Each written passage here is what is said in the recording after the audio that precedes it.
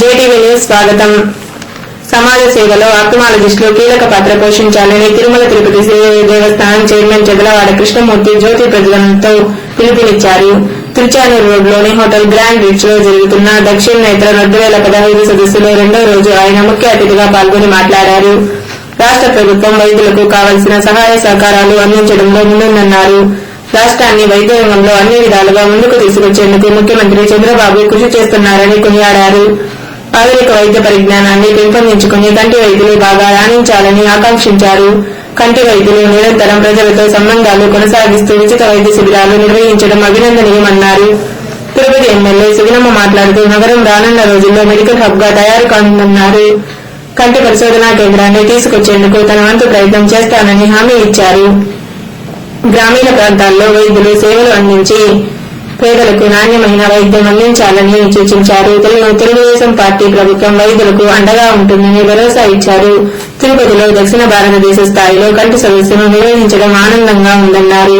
మదురైకి చెందిన అరవింద్ ఆసుపత్రి అధినేత డాక్టర్ నాం పెరుమాల్ స్వామి మాట్లాడుతూ మారుతున్న కాలానికి అనుగుణంగా యువకులైన ఆప్థమాలజిస్టులు ఆధునిక వైద్య పరిజ్ఞానాన్ని అందిపుచ్చుకోవాలన్నారు.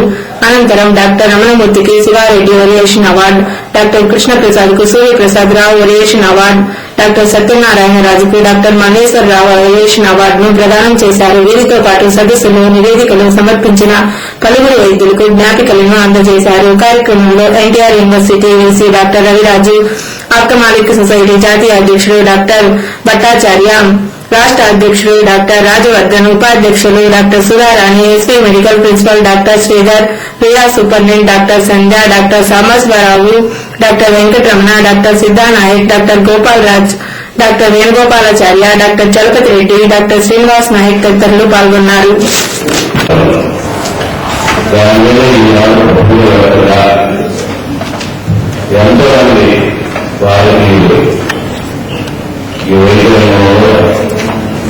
అన్ని విధాలా అనుభవం సాగినటువంటి ఆలోచన మన జాతి పనిచేయాలని, పనుల ఫోటోలు సాధించాలని, నంబర్ 1 స్థాయికి వెళ్ళాలన్నటువంటి ఆలోచనటువంటి వైద్యులను మానవనాలుగా నేను మనసాగిస్తూ భగవంతుడి భాగాల యొక్క ఈ కార్యక్రమాన్ని ఏర్పాటు చేసినందుకు భగవంతుడు ప్రయోజనాలు వెంకటేశ్వర స్వామి సర్వాన్ని అందరికీ మీ కుటుంబానికి తోడుగా ఉండాలని, మీరు చేసే ప్రతి కార్యక్రమంలో అవసరమైనటువంటి భగవంతుడు ఈ శక్తిని అందించాలని, ఈనాడు కూడుకున్నటువంటి జనానికి వస్తున్నటువంటి కంటి వ్యాధులకి చాలా విధాలుగా వస్తున్నటువంటి యత్నాలను సమీపించాలి.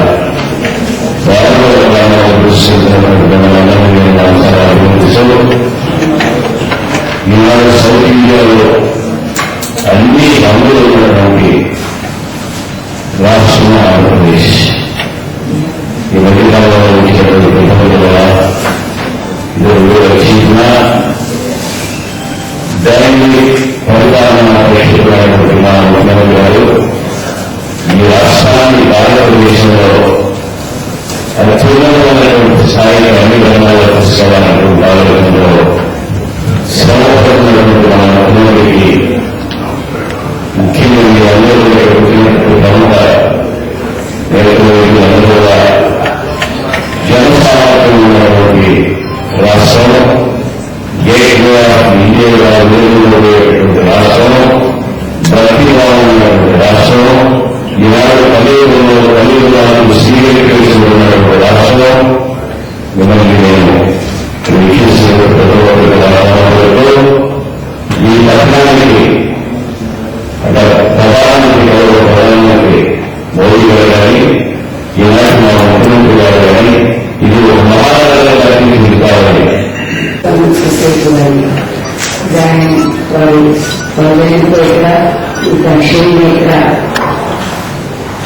APOC 2015 ఫస్ట్ టైం కూడా సెలబ్రేట్ చేస్తున్నందుకు వారికి నా హృదయపూర్వక కృతజ్ఞతలు మరియు ఇక్కడికి చేసిన అదే hospital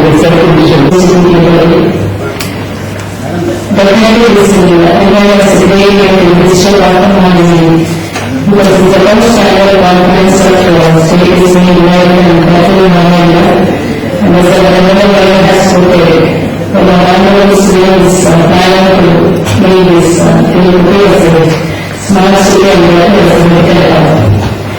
And reflecting the life service and economic speeches given by the active members in this conference, we will definitely be useful for all the activities and water knowledge and moreover the demonstration given by the scientific session. I definitely hope to learn from all the water knowledge to have participated in this conference to be making much demonstration and all the blessings of the live education.